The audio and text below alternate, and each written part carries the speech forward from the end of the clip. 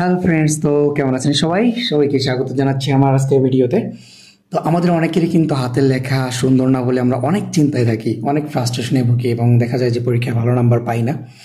তো যারা এরকম হাতের লেখা নিয়ে চিন্তায় আছেন তাদেরকে আমি বলবো যে আপনারা একদমই চিন্তা করবেন না, জাস্ট কিছু নিয়ম মেনে প্র্যাকটিস করতে হবে। এই পৃথিবীতে সবচাইতে খারাপ হাতের লেখা ছিল হচ্ছে আমার। টিচাররাও পড়তে পারতো না, আমি নিজেও পড়তে পারতাম না, একটু পরেই বুঝতাম না যে আমি কী লিখেছি। তো আমি প্র্যাকটিস করার মাধ্যমে আমার অনেক ইমপ্রুভমেন্ট হয়েছে। তো আমি কিভাবে প্র্যাকটিস করেছি, কতটুকু ইমপ্রুভ করেছি, আসলে কিভাবে করেছি, তো সেই জন্য আপনাদেরকে আমি কিছু শেয়ার করবো আর কি, কিছু টিপস শেয়ার করব। তো দেখুন, হাতের লেখা সুন্দর করার জন্য বেসিক্যালি তিনটা জিনিস খেয়াল রাখতে হয়। একটা হচ্ছে যে অক্ষরগুলো বা বর্ণমালাগুলো যেটা থাকে, এই বর্ণগুলোকে আপনাকে সুন্দর করতে হবে, অর্থাৎ স্পষ্ট এবং সুন্দর বর্ণে লিখতে হবে। বর্ণগুলো সুন্দর করতে হবে, অক্ষর সুন্দর করতে হবে। নাম্বার 2 হচ্ছে যে এটা সুন্দর হলেই শুধু হবে না, মানে এই যে উপর নিচে যে মাত্রাটা থাকে, মাত্রা সমান হতে হবে এবং লাইনও সমান হতে হবে, অর্থাৎ মাত্রা এবং লাইন সমান হতে হবে। তো নাম্বার 3 আমি বলবো, সেটা হচ্ছে যে এই অক্ষরগুলো ছোট বড় হওয়া যাবে না। প্রত্যেকটা অক্ষর ছোট বড় হওয়া যাবে না, একই রকম হতে হবে, একই সাইজের হতে হবে এবং একটার থেকে আরেকটা সমান দূরত্ব থাকতে হবে। তো এই তিনটা জিনিস বললাম, যে অক্ষর সুন্দর হতে হবে, মাত্রা সমান হতে হবে বা লাইন সমান হতে হবে এবং অক্ষরগুলো সমান হতে হবে এবং ফাঁকা বা স্পেস সমান থাকতে হবে। তো এইটা যদি এই তিনটা চারটা বিষয়ই আপনাদেরকে খেয়াল রাখতে হবে। কিন্তু কথা হচ্ছে যে তারপরেও প্র্যাকটিস করে কেন আপনারা ভালো করতে পারেন না?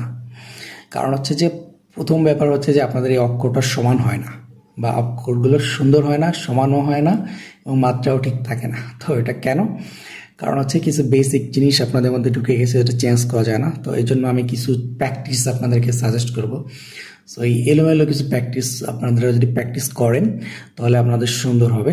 ফার্স্ট আমি বলবো যে এই দেখুন, যে এখানে আমাদের অক্ষরগুলো বা বর্ণগুলোর মধ্যে দুইটা জিনিস থাকে। একটা হচ্ছে সোজা সোজা কিছু দাগ থাকে, আরেকটা হচ্ছে বাঁকানো বা বক্র দাগ থাকে। তো এই সোজা দাগগুলোর জন্য সোজা প্র্যাকটিস করবেন যেন দাগটা সোজা থাকে, আর বক্রগুলো বা বাঁকানো যেন বা ঘোরানো পেঁচানো যেন সুন্দর হয়। তো এটা এই দুটার জন্য আমি আপনাদেরকে কিছু প্র্যাকটিস সাজেস্ট করবো। জাস্ট কিছু প্র্যাকটিস আপনারা যদি নিয়মিত হাতের লেখা চর্চা করতে চান তখন এই প্র্যাকটিসগুলো করবেন। যেমন আমি বলবো যে নাম্বার 1 হচ্ছে যে আপনারা এই যেটা হচ্ছে বক্স প্র্যাকটিস করবেন। কিছু বক্স তৈরি করবেন, অর্থাৎ আপনি বক্স ড্র করবেন বা বক্স আঁকবেন। তো এরকমভাবে করবেন, অর্থাৎ প্রথমে একবার এরকম নিচে গিয়ে ডানে যাবেন, উপরে যাবেন, এরকম আবার বামে আসবেন, আবার উল্টাভাবেও করবেন, ডানে যাবেন, নিচে আসবেন, এরকমভাবে যাবেন। এই বক্সগুলো প্র্যাকটিস করবেন। সো বক্স প্র্যাকটিস করে আসলে কী হবে, বক্স বা এগুলো প্র্যাকটিস করে কী হবে, আপনার লাইনগুলো সোজা সোজা লাইন বা এই যে ছোটো বড়ো রাখা যেটা না হয়, সমান রাখার প্র্যাকটিসটা হবে। নাম্বার 2 হচ্ছে আপনি প্র্যাকটিস করবেন সোজা দাগ দেওয়ার, এরকম সোজা লাইন টানা বা সোজা দাগ দেওয়ার প্র্যাকটিস আপনি করবেন। অর্থাৎ আপনার লাইন যেন সোজা থাকে। এই যে মাত্রা, ধরুন এটা হচ্ছে মাত্রা যেন সোজা হয়, মাত্রা যেন সমান হয়, সুন্দর হয়, এইগুলো এই জন্য একটা ড্র করার প্র্যাকটিসটা আপনি করবেন। আমি একবার করে দেখাচ্ছি, বাট আপনারা এটা অনেকবার করবেন, নিয়মিত করবেন। তারপরে বলবো যে 3 নম্বর বলবো যে এটা আপনার এই যে পাশে যেমন দাগ দিয়েছেন, 3 নম্বরে বলবে উপরে নিচে দাগ দেওয়া, ওটা প্র্যাকটিস করতে হবে। অর্থাৎ এই যে দাগটা সমান সমান দাগ দেওয়া, সমান স্পেস রেখে দাগ দেওয়া, এই প্র্যাকটিসটা আপনারা করবেন। এতে কী হবে, আপনাদের অক্ষরগুলো সুন্দর হবে, বর্ণগুলো একদম দারুণ স্পষ্ট হবে, সুন্দর হবে, চমৎকার হবে। এবং যত খারাপ হাতের লেখাই হোক না কেন, আপনারা এই প্র্যাকটিসগুলো করে যদি আপনারা অক্ষর প্র্যাকটিস করেন, আপনাদের লেখাগুলো অবশ্যই সুন্দর হবে। সুন্দর না হয় পারেই না। তারপর 4 নম্বর বলবো যে এই যে টি প্র্যাকটিস করা, অর্থাৎ একটা উপরে দাগ দেবেন, একটা নিচে দাগ দেবেন, টি, অনেকগুলো টি লিখবেন এবং দেখবেন যে এটা যেন আমার নিচে উপরে সমান থাকে। আমার সমান থাকছে না, আমাকে প্র্যাকটিস করে করে সুন্দর করতে হবে। আমারও প্র্যাকটিস থাকে না, যদি আমি কিছুদিন না লিখে আমার একদম হাতের লেখা নষ্ট হয়ে যায়, আবার আমি প্র্যাকটিস করে আবার সুন্দর করার চেষ্টা করি। একটা অব্যাহত প্রক্রিয়া। অনেকের আছে যারা জেনেটিক্যালি হাতের লেখা সুন্দর বা ছোটোবেলা থেকে সুন্দর করে ফেলেন, তাদের কথা তো বাদ, তাদের এই ভিডিও দেখার দরকার নেই, তারা আরও ভিডিও তৈরি করবেন। কিন্তু এইভাবে প্র্যাকটিস, যারা হাতের লেখা সুন্দর না তারা এভাবে প্র্যাকটিস করবেন। এরপর দেখুন যে এই যে আকার বা এরকম ডানে গিয়ে নিচে টানা, এই আকার প্র্যাকটিসটা করবেন, অর্থাৎ এরকম প্র্যাকটিসটা করবেন, কারণ এইটা দিয়ে অনেকগুলো অক্ষর লিখতে হয়। এরকম প্র্যাকটিস করবেন। আবার উল্টাটাও করবেন, অর্থাৎ নিচে থেকে উপরে যাবেন আর ডানে যাবেন, নিচে থেকে উপরে গিয়ে ডানে, তো কীরকম ডানে গিয়ে নিচে, আবার নিচে থেকে উপরে গিয়ে এরকম, এরকম এরকম, এই দুইভাবে এই দুইটা জিনিস প্র্যাকটিস করতে থাকবেন 5 নম্বর পয়েন্টে। সো এই কয়টা প্র্যাকটিস আপনাদেরকে দিলাম, এই যে 5টা প্র্যাকটিস আমি আপনাদেরকে বলেছি, এই প্র্যাকটিসগুলো যদি আপনারা রেগুলার করেন, আমার মনে হয় যে অক্ষরগুলো সোজা, যে দাগগুলো সেগুলো সুন্দর হবে এবং অক্ষর সোজা হবে। নেক্সট যেটা বলবো যে আমাদের কিন্তু অনেক বাঁকা বাঁকা অক্ষর লেখা লাগে, তো সেগুলো আমরা বাঁকা অক্ষরগুলো কীভাবে লিখবো, বা কারণ কোথাও একটা মানে বাঁকানো অক্ষরগুলো কীভাবে লিখবো, সো সেই জন্য আমরা প্র্যাকটিস করবো হচ্ছে নাম্বার 1 আপনারা বৃত্ত প্র্যাকটিস করবেন, অর্থাৎ হচ্ছে যে বৃত্ত আঁকা, এই যে গোল গোল বৃত্ত আঁকা, এই গোল প্র্যাকটিসটা করবেন। বৃত্ত আঁকা বেশি করে প্র্যাকটিস করবেন, এবং বৃত্ত আঁকা প্র্যাকটিস করার পাশাপাশি অর্ধবৃত্তও আঁকবেন, যে অর্ধবৃত্ত কীভাবে আঁকা যায়, অর্থাৎ বৃত্তের অর্ধেকটা আপনি আঁকবেন। হ্যাঁ, বৃত্ত অর্ধেকটা আঁকবেন, আবার উল্টো দিকেও আঁকবেন, বাকি অংশ আঁকবেন, এই যে এই দিকেও আঁকবেন, এই দিকেও আঁকবেন, দুই দিকে অর্ধবৃত্ত, অর্থাৎ এই যে দুটোই আঁকবেন। এটা কিন্তু আমাদের অনেক অক্ষরগুলোতে লাগবে, বা অক্ষরগুলো যখন আমরা বাঁকানো অংশ থাকবে সেগুলোতে এখানে প্রয়োজন হবে। তারপরে এই অংশের সঙ্গে আবার একটু ছোটো গোল করা যেটা শিখতে হয়, সেটা হচ্ছে যে এই গোল করে এরকম প্র্যাকটিস করবেন, এরকম উল্টা দিকে আবার এরকম, অর্থাৎ এই যে প্রজাপতি আঁকা, এটা সে প্র্যাকটিস করবেন। পেন্সিল দিয়েও করতে পারেন, কলম দিয়েও করতে পারেন। এই প্রজাপতি ড্রয়িংটা শিখবেন, তাহলে কী হবে, আপনাদের যে বিভিন্ন অক্ষরগুলো ইংরেজি এবং বাংলা দুটো ক্ষেত্রেই আপনাদের এই প্র্যাকটিসটা খুব কাজে লাগবে। তারপরে বলবো হচ্ছে যে শামুক আঁকা। শামুক আঁকতে পারেন অনেকেই হয়তো। শামুক আঁকাটা কেমন থাকে, যে প্রথমে ছোট্ট একটা আমরা বৃত্ত দিই, তারপর আস্তে আস্তে আস্তে ঘোরাতে থাকি। এই যে ঘোরানো প্র্যাকটিসটা, একটার সাথে একটা দাগ লেগে যাবে না, কিন্তু আমরা আস্তে আস্তে আস্তে করে বৃত্তটা বড় করব।